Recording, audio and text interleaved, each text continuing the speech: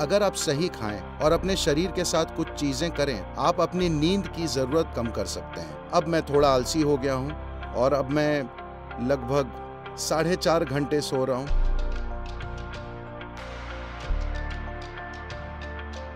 हमें किस तरह का खाना खाना चाहिए ताकि हमारा जीवन अपनी पूरी क्षमता तक पहुंच जाए, खासकर कॉलेज या स्कूल जाने वाले छात्र के लिए?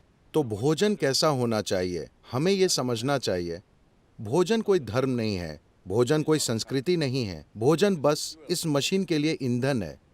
हाँ, स्वाद को लेकर सांस्कृतिक पहलू हो सकते हैं। समय के साथ भोजन पर धार्मिक रंगत भी चढ़ सकती है, लेकिन मूल रूप से भोजन इस शरीर के लिए ईंधन है। तो किस तरह के भोजन से ये अपने अंदर कम से कम संघर्ष से काम करेगा और ज्यादा से ज्यादा असरदार होगा? तो मान लीजिए आपने पेट्रोल कार खरीदी और उसमें डीजल भर दिया। ये फिर भी थोड़ा बहुत चल लेगी, लेकिन अपने बेहतरीन स्तर पर नहीं चलेगी। इसी तरह आप तरह तरह का खाना खा सकते हैं और फिर भी शरीर किसी तरह चलता है। लेकिन जिन संप्रदायों ने सावधानी से खाना खाया है, आप साफ तौर पर उनके काम करने के तरीके, बुद्धि के स्तर वगैरह में एक स्पष्ट अंतर देख सकते हैं। तो भारत में हमने अलग अलग लोगों के लिए भोजन अलग अलग तरह से तय किया। अगर आप मेहनत का काम करते हैं तो आप एक तरह से खाते हैं, क्योंकि आपको शारीरिक मजबूती चाहिए। अगर आप किसी तरह का व्यापार और दूसरे किस्म की गतिविधियां कर रहे हैं तो आप अलग खाना खाते हैं। अगर आप सैनिक हैं तो आपका भोजन अलग होता है। और अगर आप पढ़ाई, आध्यात्मिक प्रक्रिया और जीवन के सूक्ष्म पहलुओं में हैं तो आप अलग खाना खाते हैं। अगर आप पढ़ रहे हैं तो किसी चीज पर फोकस रहना सबसे बड़ी चुनौती होती है। वो कोर्स की बेकार किताब, मुझे माफ करें, The wonderful textbook. वो शानदार किताब जो लिखी गई है वो औसत बुद्धि वालों के लिए लिखी गई है। ये सबके समझ पाने के लिए है। ये बहुत बुद्धिमान छात्रों के लिए नहीं लिखी गई है। ये एक आम नुस्खे के रूप में लिखी गई है जो हर कोई समझ जाए। लेकिन कोर्स की उसी किताब को पढ़ना बहुत सारे लोगों के लिए कितनी मेहनत का काम है। उसे समझने के लिए उन्हें 10 बार पढ़ना पड़ता है। लेकिन आप बिस्तर में लेटकर एक प्रेम कहानी पढ़ते हैं, आपको हर शब्द याद रहता है। हाँ या ना? कैसे? तो आप में यादाश्त की कमी नहीं है, आप में फोकस की कमी नहीं है। बस इतना है कि कोर्स की किताब और आप में तालमेल नहीं हो पा रहा है। Working. तो आपको एक ऊंचे स्तर के फोकस, एक ऊंचे स्तर की भागीदारी की जरूरत है। और एक छात्र के लिए एक दूसरा बड़ा दुश्मन ये है कि ये किताब नींद की गोली का काम करती है। जैसे ही आप इसे खोलते हैं, सिनेमा जाते हैं तो आप 2 बजे तक जगे रहते हैं। 9 बजे किताब खोलते, उसी समय आप लुढ़क जाते हैं। तो नींद दूसरी बड़ी दुश्मन है। तो आप किस तरह का खाना खाएं ताकि शरीर में जड़ता न रहे? योगिक पद्धति में इसे हम ऐसे देखते हैं। तमस, रजस और सत्व की बात करते हैं। तमस का मतलब है जड़ता, रजस का मतलब है गतिविधियां लेकिन कोई संतुलन नहीं, सत्व का मतलब है पूरी तरह से संतुलित ऊर्जा। जब आप पढ़ाई कर रहे हैं तो आपको एक बहुत संतुलित किस्म की ऊर्जा चाहिए, क्योंकि आपको एक ऐसी चीज पर ध्यान केंद्रित करना होता है जिसमें आपकी स्वाभाविक रुचि नहीं है। ये कोई ऐसी चीज नहीं है जिसके साथ आपकी केमिस्ट्री मेल खाती हो। अगर आपकी केमिस्ट्री तालमेल में है तो आप हमेशा उस चीज पर फोकस करते हैं, है ना? यहाँ रुचि नहीं है लेकिन आपको उस पर फोकस करना पड़ता है। इसके लिए आपको संतुलन और एक स्थिर मन चाहिए। इसके लिए आपको एक खास तरह से खाने की जरूरत है। सरलता से कहें तो भोजन आपके शरीर में आहार नली से गुजरता है। आपके मुंह से मल द्वार तक एक पाइप है। पाचन प्रक्रिया के अलग अलग चरणों से होता हुआ ये उससे गुजरता है। आप में से कई लोग बायोलॉजी पढ़ते हैं, हाँ? ये आहार नली से जाता है। अब शुरुआत होती है होठों से। यहां अगर आप सारे शाकाहारी और मांसाहारी जीवों पर गौर करें, अगर आप पशु जगत को देखें तो शाकाहारी जानवर और मांसाहारी जानवर, ये दुनिया में जानवरों के 2 मुख्य विभाजन है। एक वनस्पतियां खाते हैं, दूसरे मांस खाते हैं। अगर आप आहार नली की बनावट देखें तो शाकाहारी और मांसाहारी जीवों में एक स्पष्ट अंतर है। इंसानी सिस्टम में हर चीज संकेत करती है कि आप स्वाभाविक रूप से शाकाहारी हैं, लेकिन जिंदा रहने के लिए हम मांसाहारी हो गए थे।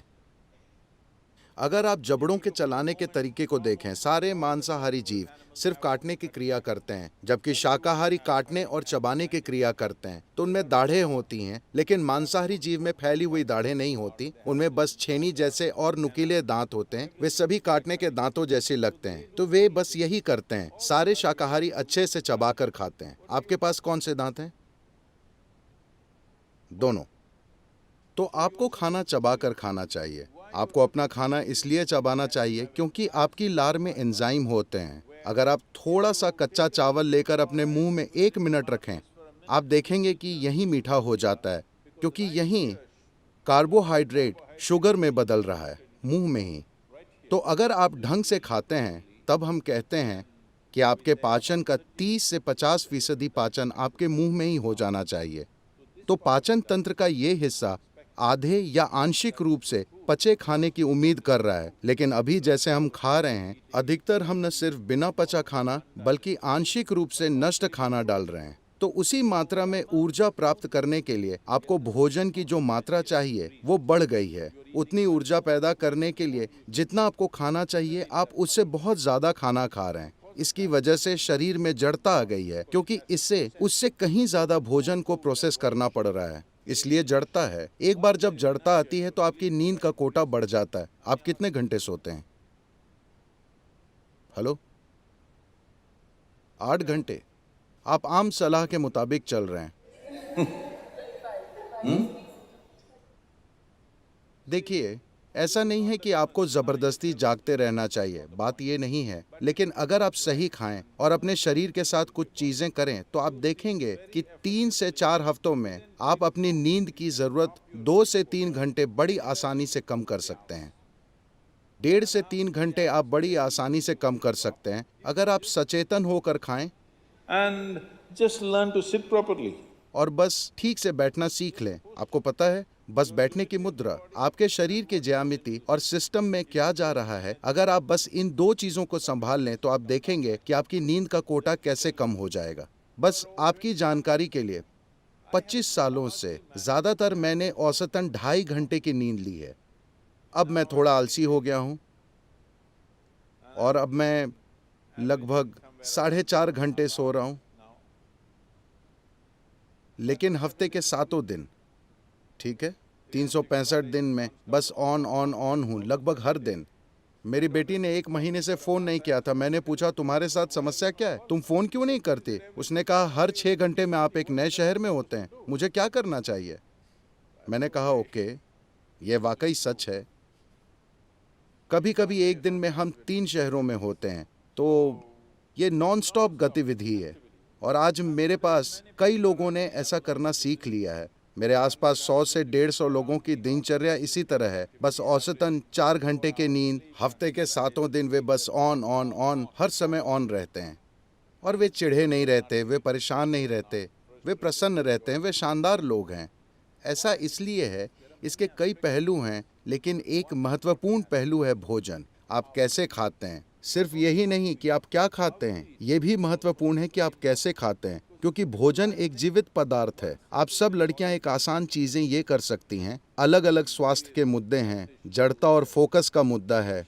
आप अपने भोजन का 40 से 50% हिस्सा कच्चे भोजन के रूप में लें, यानी ये जीवित हो, इसे जीवित कोशिका होनी चाहिए। ये सब्जी हो सकती है, फल, मूंगफली, अंकुरित चना हो सकता है। आपके द्वारा खाए जाने वाले भोजन में कम से कम 40 से 50% को जीवित होना चाहिए। आप मुर्दा भोजन खाते हैं और आप जीना चाहते हैं, ऐसा करना थोड़ा मुश्किल है, क्योंकि अब आपको मुर्दे को जगाना है। लेकिन अगर आप जीवित खाना खाते हैं, तो आप देखेंगे आपकी मानसिक अवस्था, आपका फोकस और आपकी नींद का कोटा, और सबसे बढ़कर बस जगे रहना ही काफी नहीं है, आपको सजग रहना होता है ना? आप कितने सजग हैं, कितने केंद्रित हैं, उसी हद तक इस दुनिया में हर चीज आपको लाभ पहुंचाती है कि नहीं? आपके फोकस का स्तर ही तय करेगा कि दुनिया आपके लिए फायदेमंद है या नहीं, है ना? और जीवन का एक और पहलू, भोजन का एक और पहलू, जब आप कुछ खाएं तो उसका जेनेटिक कोड सरल होना चाहिए, मतलब उसका सॉफ्टवेयर बहुत सरल होना चाहिए। सब्जियां, फल, मूंगफली, अंकुरित चीज़ें वे बहुत सरल हैं। ज़्यादा जटिल का मतलब है जानवरों के मांस का कोड बहुत ज़्यादा जटिल होता है। मान लीजिए आप एक जानवर खाते हैं जिसमें कुछ मात्रा में भावनाएं और खुद का जीवन होता है। तो हम इस बारे में बात कर रहे थे, आपका शरीर बस याददाश्त का ढेर है, जिसका मतलब है ये एक तरह का सॉफ्टवेयर है ना? ये सबसे जटिल सॉफ्टवेयर है। इंसानी सॉफ्टवेयर धरती पर सारे जीवों में सबसे ज़्यादा जटिल सॉफ्टवेयर है। तो अगर आप एक जानवर खाते हैं, खासकर अगर आप एक स्तनधारी को खाते हैं, तो उसकी जटिलता वैसी ही होती है। शायद ये इंसान जितनी जटिल ना हो, लेकिन उसी तरह की जटिलता, क्योंकि उसमें उसके अपने विचार और भावनाएं हैं। अब उस कोड को तोड़ने और अपने सिस्टम के साथ जोड़ लेने में आप पूरी तरह से सफल नहीं होते। तो ये आपके भीतर कुछ खास गुणों के लक्षण छोड़ देगा। आप उस कोड को तोड़कर अपना हिस्सा नहीं बना सकते, क्योंकि ये अलग और जटिल कोड है। अगर आप पत्तियां, सब्जी, फल, मूंगफली या अंकुरित चीज़ें खाते हैं, ये काफ़ी आसान है। अगर आपको मांसाहारी भोजन खाना ही पड़े, तो आपको वो खाना चाहिए जो आपके कोड से सबसे दूर है। तो आमतौर पर मछली और पानी के जीव आपसे सबसे दूर हैं। तो अगर आपको मांसाहारी भोजन खाना ही पड़े, तो खाने के लिए सबसे अच्छी चीज़ है, आप समुद्र तट पर हैं, तो खाने के लिए मछली सबसे अच्छी चीज़ होगी।